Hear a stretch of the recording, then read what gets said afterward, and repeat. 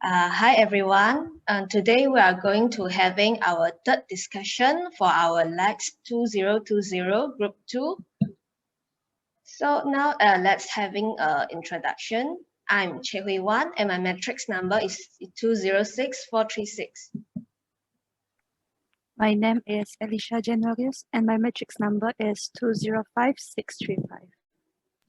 My name is Dakshayani and my matrix number is 205822. I'm Juhi and my metric number is 208678. I'm Hanusia. My matrix number is 209135. I'm Pinsara and my matrix number is 208677. I'm Michelle and my matrix number is 209140. I'm Nabila and my matrix number is 208137. My name is Bang Sing Ling. My matrix number is 205520. My name is Siti Aina Iman and my matrix number is 208139. My name is Siti Alifa and my matrix number is 207992. My name is Yadulan and my matrix number is 207201.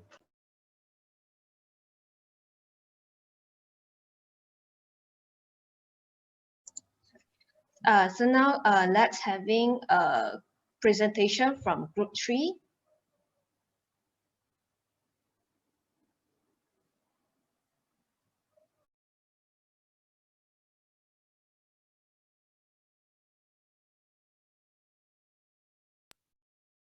Okay, hello everyone. I'm Nabila and I'm from Group 3 and my other group members are Juhi and Pinsara. And for our group, we chose the poem Midterm Break by Seamus Heaney. So I will be reading it. I sat all morning in the college sick bay, counting bells, knelling classes to a close. At 2 o'clock, our neighbors drove me home. In the porch, I met my father crying. He had always taken funerals in his stride, and Big Jim Evans saying it was a hard blow. The baby cooed and laughed and rocked the pram. When I came in, I was embarrassed by old men standing up to shake my hand and tell me that they were sorry for my trouble. Whispers informed strangers I was the eldest, away at school as my mother held my hand in hers and coughed out angry tearless sighs. At 10 o'clock, the ambulance arrived with the corpse, stanched and bandaged by the nurses. Next morning, I went up into the room. Snowdrops and candles soothed the bedside. I saw him for the first time in 6 weeks, paler now. Wearing a poppy bruise on his left temple, he lay in the 4-foot box as in his cot. No gaudy scars, the bumper not been clear.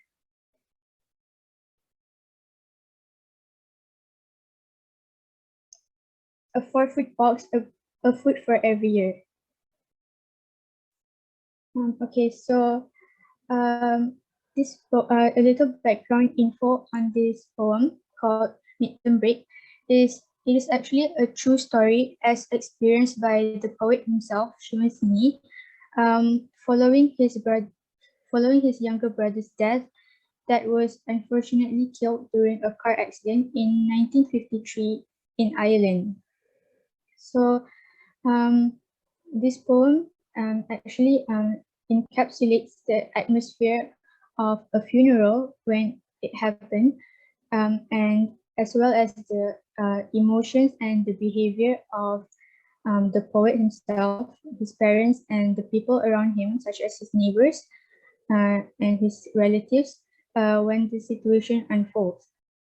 So this poem is written in a way that shows a narration by the poet upon discovering the death of his brother after coming home from boarding school on a regular day.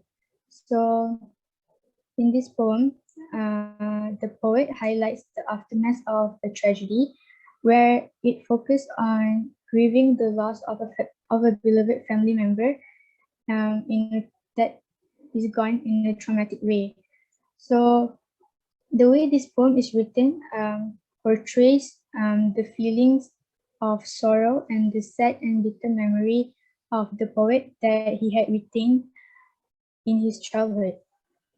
So next, Pinsara will elaborate more on this poem. Hello guys. So I hope that you all guys know that the reason for the poet to write this poem, right? So going into the poem, so I will just explain what's inside the poem and how it conveys the regret and sorrow of the poet to the readers, right? So in the first stanza, I sat all morning in the college sick bay, counting bell, nailing classes to a close. So with this poet, in his old young age, he is sitting in the college sick bay. So he is sitting in the sick bay, waiting to go home, right? So at 2 o'clock, our neighbors drove me home. So he's waiting in the college sick bay until one of his neighbors will take him home. So at this moment, the poet doesn't know what's going to happen, right? So although we know the reason, but the poet in this stanza, he creates that he's doesn't know why he's going home or anything, right? So he's still in the sick bay, right? So in the stanza, counting bells, nailing classes to a close. So the word counting bells give a sign of something bad is happening in this in the environment, right? So it's like the thing, I think that poet is using that word to express it.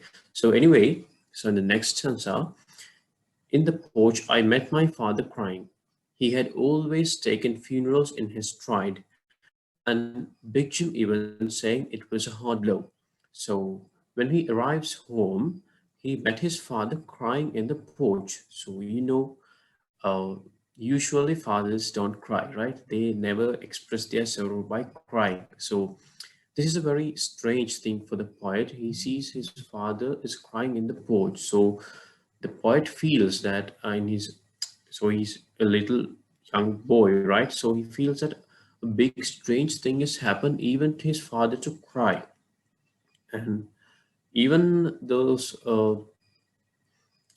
his father has taken many funerals and gone into many funerals, he has never cried, right? And Big Jim even saying it was a hard blow. So I think Big Jim Evans is some relation or some stranger in his family, and he was saying it was a hard blow. So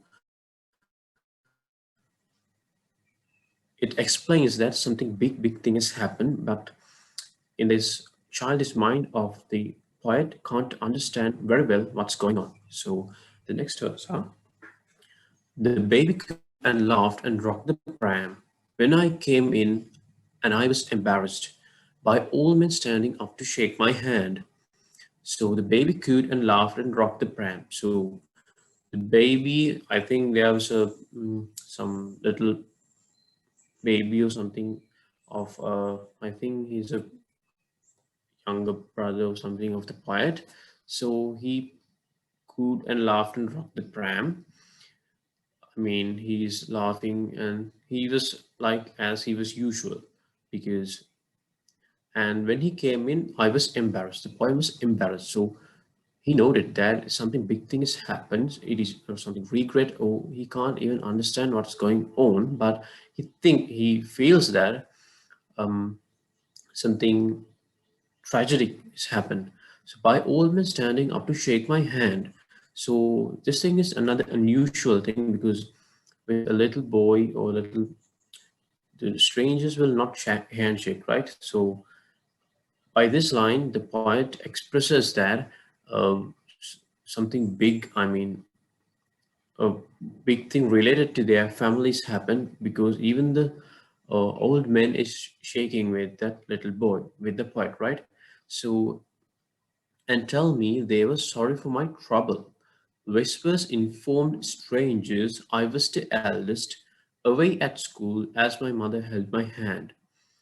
So while they were handshaking with the poet, and they was telling that sorry for the trouble. So by now, the poet feels that some funeral is happening in his home, but he is not able to understand really what's going on because everyone is whispering that then everyone was whispering that I was the eldest and like that. So you know that in a funeral it's usual because everywhere the gangs are there and they are whispering each other that what's going on and how the funeral is happened and what happened, or you know, so a great visual image is created by the poem in this 2 lines.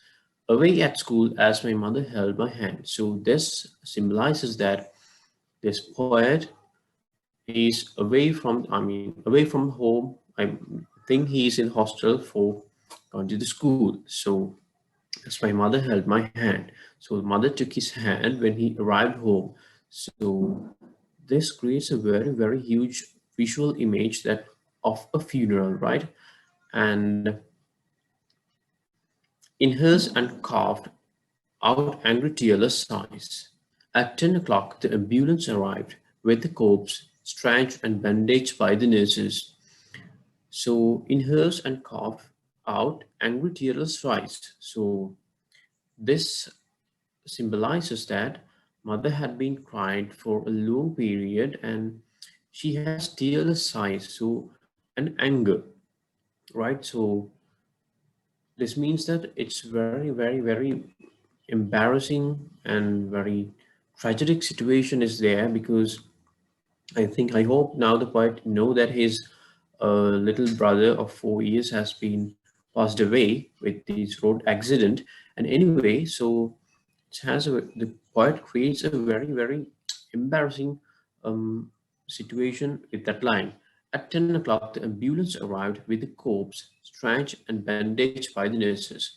So the coffin arrived to the home from the ambulance at 10 o'clock with bandaged and so the wounds and everywhere. So next morning I went up into the room, snowdrops and candles soothed in beside. I saw him for the first time in 6 weeks, paler now. So the poet is a little child. So when he stepped into the room which the coffin was placed in the next morning, and snowdrops and candles soothed in beside. So in here also he creates a great visual image, because you know in a funeral the few candles are all around the coffin and like that. And I saw him for the first time in 6 weeks. So I hope that for the previous vacation the poet may come home and he was playing with his little brother, but now after 6 weeks he's on the room without any without any life. So paler now. By the paler now, the poet emphasizes that the body is dead and like that. So throughout the poem, that regret and the whole sadness is there, right? And wearing a poppy bruise on his left temple, he lay in the 4-foot box as in his cot. No gaudy scars, the bumper knocked him clear. So wearing a poppy bruise on the left temple, so like kind of funny, because this incident is so sad, but according to the child, so the poet emphasizes his own childish words in here, right? Wearing a poppy bruise on his left temple, he lay in the 4-foot box as he is in the cot, right? So it is a bit funny, but not funny, because according to that childish mindset, he sees he observes these incidents like this. So the poet is very genuine, right? No gaudy scars, the bumper knocked him clear. So he explains what happened for his little brother very well in this last stanza. And a 4-foot box, a 4 foot every year. So that last line concludes all the meaning of that poem, that a 4-foot box means, you know, the box when we are kept in as a coffin. So a foot for every year. So this is the brief description about this poem, and I hope that Juhi will explain more about those hidden meanings and those things in this poem. Thank you, Pinsara. So I'll be briefly talking about the main symbolism in this poem. So when we first see the title, it gives you like a feeling that it's going to be about a vacation, because breaks usually bring out like positive emotions, but then when you go through the poem, it's not at all positive. And you see the like negative, ominous impact in the very first stanza where it says bells knelling classes to a close. And when you're talking about school bells, you don't usually say that they're knelling. Knelling bells usually insinuate funerals, and they're usually played in churches when there's a funeral, to imply a funeral. So this is the first time when we see something ominous is happening. Also, this poem was, as Nabila said, it was written in the 1950s, and this took place in the 1950s in Ireland, when it was very patriarchal and used to stick to gender norms and stuff. So in this line, it says, "My father was crying." And if we move all the way here, it says, the mother was coughing out angry, tearless sighs. So the father is crying while the mother is not crying. And back then, like, it was not common to see that. So this poem deals with how grief changes a person, and how different people actually deal with grief. So the father chooses letting out all his emotions and crying, while the mother chooses rage to deal with the grief. Then the next symbolism I'll be talking about is here when it says snowdrops and candles soothe the bedside. Snowdrops are flowers which bloom during winter, and that is actually really beautiful symbolism and imagery, because it shows that there is hope even in cold, dark times. And candles symbolize prayer, so to show again hope and praying that this innocent small soul is in a better place. But this is also interesting because it says it soothed the bedside. And how can you soothe an inanimate object? So basically it shows that the snowdrops and candles are just for show, and they're not really doing anything for the family, because nothing can fill the void of a loss this large. So that's interesting as well. And another time the poet refers a flower is when he says wearing a poppy bruise on his left temple. So poppy is another flower, and which also symbolizes hope, but also it symbolizes pain relief. That's what I found when I Googled it. So I guess the poet is kind of hoping that the child his brother is relieved of his pain. Also, another interesting thing to note is nowhere in this poem it directly says that it was his brother. Only here when it says that he was the eldest, so we get like the rough idea that maybe he was the brother. And another thing, sorry, before like I skipped back, they tell me there was sorry for my trouble. So the sorry for my trouble is within quotes to show that he doesn't really appreciate the word sorry for my trouble, because it sounds very insincere. And so yeah, the quotes are also part of the symbolism. Yeah, so all in all, this is a really well written. Also, the rhyme scheme, and it's very simply written in simple words. There's no deep words or anything like that, because to show that the raw emotion of that particular moment. Sorry, let me just quickly, I feel that taking time. Then it says at 2 o'clock and at 10 o'clock. So this poet remembers timings, which shows that this day is completely engraved in his mind and he's never going to forget it. So yeah, it's a really well written poem, and it really brings out lots of emotions. Does anyone else have anything to share? Okay, so to summarize my thoughts after reading this poem, is that I think this poem is a very touching poem, and I think almost everyone can relate to the experience of losing a beloved family member and attending the funeral, and so everyone can sympathize and empathize with the poet situation in this poem. And I really like how the poem shows how everyone that is affected in this situation is directly emotionally affected by the loss of the younger brother. So does anyone else want to share their thoughts?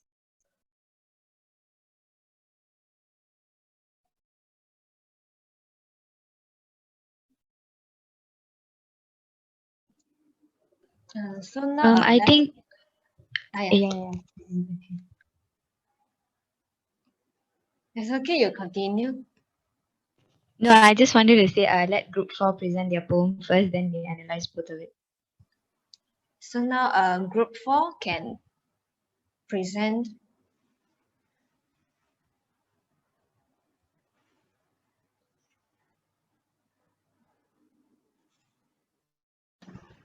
Okay, you guys can see my screen, right?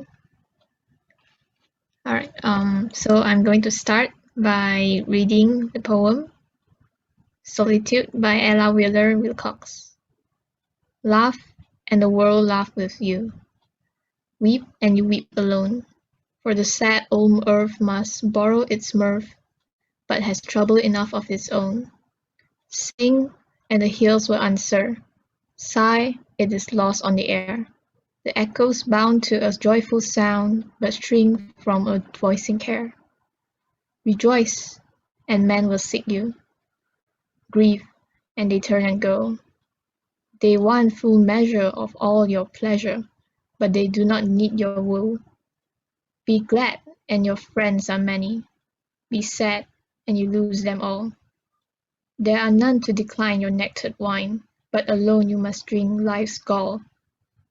Feast, and your halls are crowded.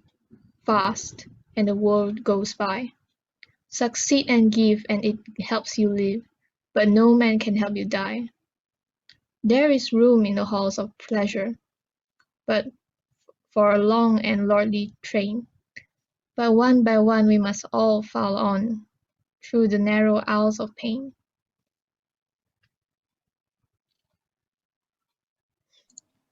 I'll start to a brief summary on this poem. And the poem chosen by our group is Solitude by Ella Wheeler Wilcox from her poetry collection, Poems of Passion in 1883. So in this poem, the Wilcox wants to show the contrast between the positive and negative experiences in human nature. And a lot of contrast words are used throughout the poems, such as laugh and weep, glad and sad. And this poem describes about the connection between one's outlook on life and how the other people reacts with them. And as you can see, happiness is noticed and always celebrated by other people, but the sadness and grief is largely ignored by others too. So the poem concludes with the speaker adding that pain and death happens to everyone, but they will always be faced alone. So this poem is quietly related to our theme, which is tragedy. So now I'll pass to Xingling for a simple analysis for each stanza. Okay, for the first stanza, it shows in the first two lines, it shows the most popular two lines that people would be attracted to.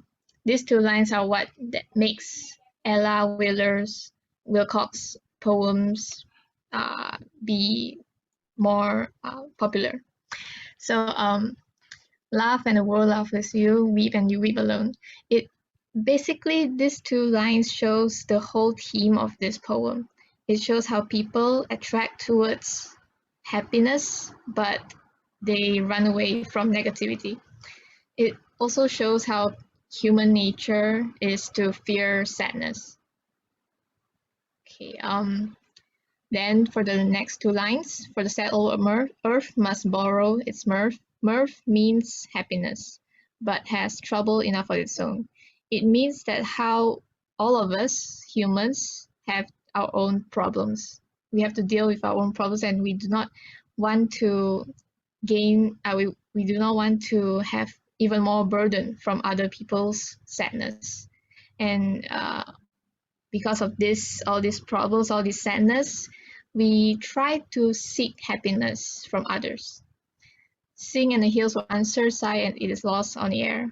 It basically shows the same meaning with the first two lines. It shows how people react to emotions, how we multiply happiness, but sadness gets ignored. The last two lines is to conclude. the distinct emotion and how it translates into sound. It elaborates on how singing echoes, which means happiness spreads among humans, but voicing care strings, which means how human is reluctant to care for other humans who needs to deal with negative emotions, which is kind of tragic. So I'll pass it to Hui-Wan for the next stanza. So from second stanza, we can see from the first and second line, rejoice and men will seek you, grieve and they turn and go. So from these two lines, it shows that when we are happy and when we have something happiness things to happen, and the other people will come and share your happiness with you. But when you are facing some problems and when you are feel sad, and they will not come to share your sadness with you, but they just left you alone, and you all need to and we all need to face the sadness by ourselves. And at the line 5 and 6, be glad and your friends are many, be sad and you lose them all. So from these two lines, the writer advised the people to always be happy, and so that you will always having friends. But when you are sad and the friends will leave you, and actually it is quite related for our real life, because sharing the happiness is very easy, and most of the people won't volunteer to share your sadness with you. So based on this stanza, we can show that sometimes we need to face the sadness by ourselves, and we need to rely on ourselves too. So it's quite tragedy to us. So next, I'll pass to Alifa. Right, thank you, Huan. So for the last stanza, you can see that the comparison between happiness and tragedy is very apparent here. You can see that feasts and your halls are crowded, which means that if you have something that that is desirable to people, then they will come crowding to you. While if you are fasting, like you are in hunger or you are deprived of something, then they will, leave you alone. So I think that these two lines itself is symbolic of, superficialness of human bonds, I think, because humans, they always need something from others. They are like, they become close to someone in order to fill out something within themselves. So in this case, you can see food. And the comparison is food. However, when you go to the next two lines, succeed and give, and it will help you live, but no man can help you die. It means that even if you succeeded in your life and you contributed a lot to other people, it will help you live, because giving towards others will help build rapport and reputation, and also relationships. So that will obviously help you live in the world. However, even though after you have contributed a lot, after you have given out a lot to other people, they will and would not be able to ever help you die, because dying is a very solitary act, or is an experience that you can only experience by own. No one can ever take away the pain, no one can ever help you with the pain or something. So, and then there is also and then that even though maybe things with soulmates or twin flames or things like that, even though you are convinced that you can take away each other's pain or things like that, but in real life or in reality or realistically speaking, you can never take someone else's pain. You can never share the pain, because pain and sadness and things that are bad are within yourself, and it is hard to share it with people. And it's just not a thing that people like to experience in a group. And then we see this the next two line, which is a picture of pleasure. No, the next four line is a picture of pleasure and a picture of pain. You can see that with pleasure, Ella Wheeler Wilcox used the word hall and a lordly train, which maybe signifies that pleasure is wanted or desired by a lot of people. Therefore, pleasure is given in a hall so that they can share and experience it together. However, with pain, you can see that she used the words one by one and also narrow aisle. So in this case, we can see that pain is experienced in solitude. So I think that is tragic, because even though you share your happiness, even though you share your joy, you could never share you could never share your pain or your sadness or your concerns or your worries the same way you share your joy, because it's not really good to share our negativity, because it's bad. Like we just change the vibe and things like that. But the thing is it's not good, because it means that you prioritize other people's opinions on you rather than your own emotion that needs to be expressed. So I think that is all for our analyzation of this poem, and for the last, and for my views for this poem. I think the first time, our collective view of this poem is maybe when I first read this poem, I think that there is tragedy within ourselves. Like the other poems that have been shared in this discussion, we see that it is closely related to death of our beloved, death of pets, death of families.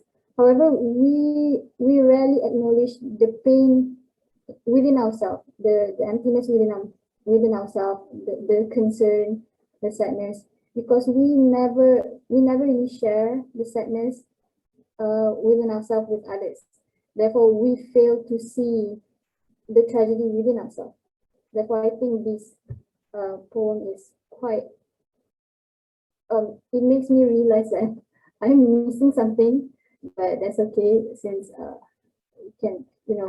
we can all try and be more happy and be more happy and share the happiness and also the sadness with our friends or family and things like that. I think that is all for our group. So I think we should be moving on to the views of others about the poems that is shared for today.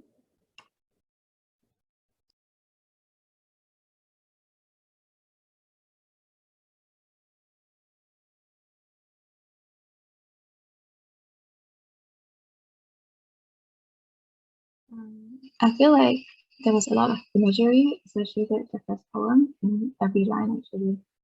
And it's so straightforward, yet detailed, that you feel like you're living what the poet himself went through, and I really like that. And as for solitude, I really like the sad contrast presented in the poem, as it clearly depicts like how we humans tend to gravitate towards all things good and happy, but immediately retreat when these things take a turn for the worse.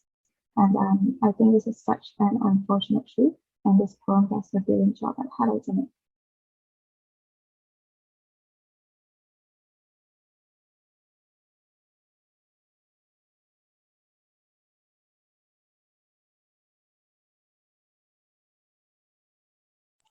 I think that the first poem was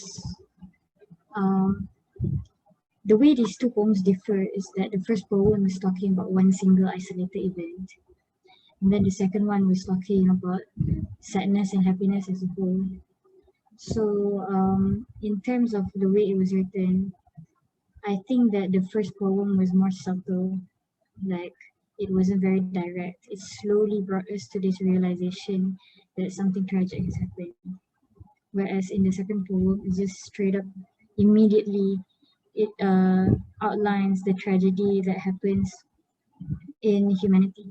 And I think that it's interesting about how these two poems, despite one being not so obvious, and we have to do a lot of guesswork and a lot of assumptions, and being slowly brought to the tragedy, compared to the second one, which is very direct and very full, and very uses very, what do you say, obvious words. It doesn't hide anything.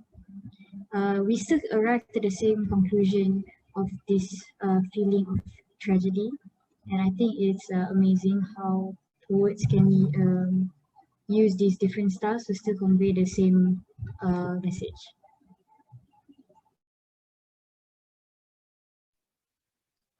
I'd like to add something on the second poem too. It was really, really nice.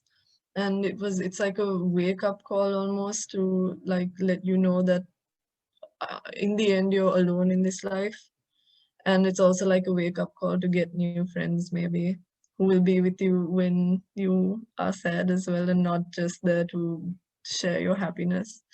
But also that in the end, the line that says no man can help you die, I think, if I'm not wrong, if I'm not phrasing that wrong, that's really deep and meaningful, because like in the end you're gonna die alone, however many friends you had or didn't. So yeah, well done on the poem.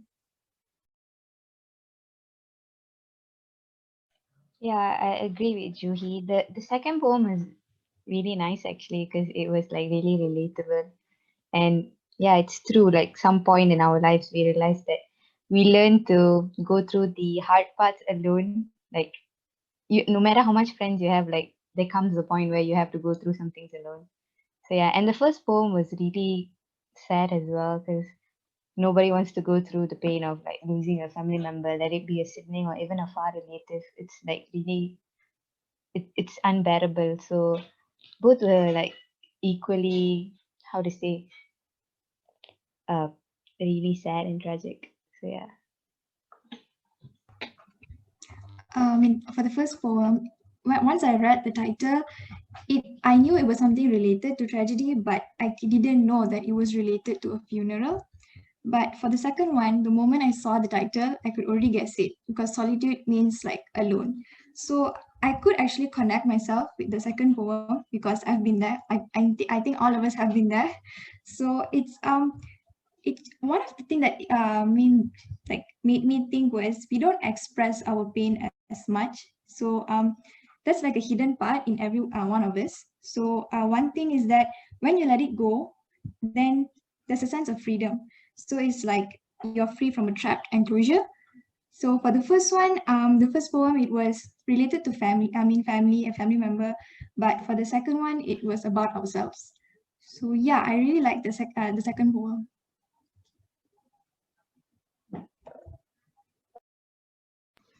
I would like to share my views for the first and second poem. So for the first poem, I really like that it shows how it shows the child's view of death, of a funeral. It really shows how he filters through everything that's going on. That's how his sibling has died. It's really kind of sad, and I kind of relate to it because I mean we all have had our relative who have died, who have been through that, so it's kind of relatable too. And as for the second poem, I would like to mention that the poet wrote this poem just after she met with another woman who has just lost their child. She saw what the mourning woman had been through, and after that she needs to go to a festival.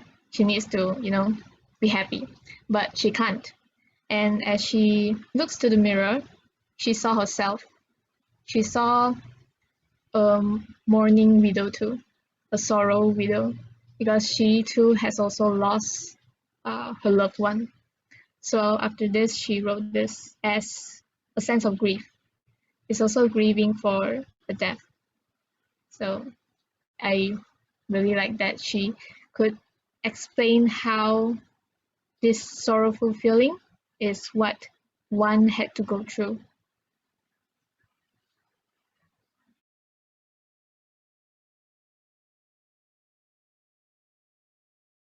Actually, yeah, if I may put my views forward about I think in regards to the first poem, while it was very slow, it hit the hardest in the final line, where we learned that the dead child is actually only 4 years old. So which I think that's probably like the line where you come to the realization, like, the person who died is actually a child who never really, had the chance to experience anything in life. So that was really it's a very heavy poem that takes a long time to digest. But then there's also like lessons to be learned from the second poem of Solitude, which details on how we usually suffer alone, but we celebrate with others. And I think maybe one lesson that we can all take from that is that if we are faced with tragedy or grief, the best possible thing you can do for yourself is to reach out to others instead of I mean, of course, there is the reality that people can only advise you so much, and it's up to you entirely to overcome the grief. But in the end, anyone who faces tragedy or grief always has this barrier to seek help, which I think is a big problem, because the more you withhold yourself from help, the more you're delaying your healing process, and you may not reach it at the end. So while we can agree that it's entirely up to us if we want to overcome our tragedy, even though it may be the hardest thing to do at that time, we should all really make an effort to reach out to someone, anyone. It can even be your diary or notebook, just to get it all out, because the sooner you get it out, the faster you will arrive at the first step of healing. That's what I think. For me, I liked both poems. I think both of them are interesting. For the first one, I like how the poet he expressed how he dealt with his younger brother's death. As you can see in his poem, as what the group discussed earlier, they said that the poet used simple words, so we can kind of see like how a child views death and funeral, because as we all know, kids do not, I mean, child do not understand death, they do not understand funeral and stuff like that. So I think it's really interesting to see how a child views death and funeral in general. And then for the second poem, um, I agree with what Juhi said. It's like a wake up call, in the sense that I think we should be vulnerable a bit. I mean, we should open up, we should share our sadness, but of course, we should share it with people who we trust, not share it to like strangers or on social media. Because in order to heal, I think that we need to let out what's bothering us inside. We cannot be bottling up our feelings and then expect that we will heal by just keeping quiet and keeping it to ourselves. Because to heal, we need time and we need to let it out. So yeah, I think both the poems are really interesting.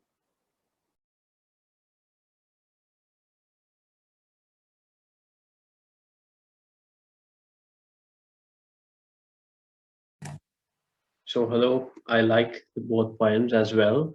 And for the second poem, it's very universal because it can be applicable for everyone in our society, and it's like it's explaining our fate like thing. I feel like that because everyone faces those things. Everyone is with us in happiness and no one in the sadness. So it's like that. So, but in the first poem, I feel it's more sad, it's more emotional than the second one, because the second one talks about the whole thing that everyone should face, but in this first one is more personal, and it says that how tragic would be in such an incident. So I like the both. Thank you.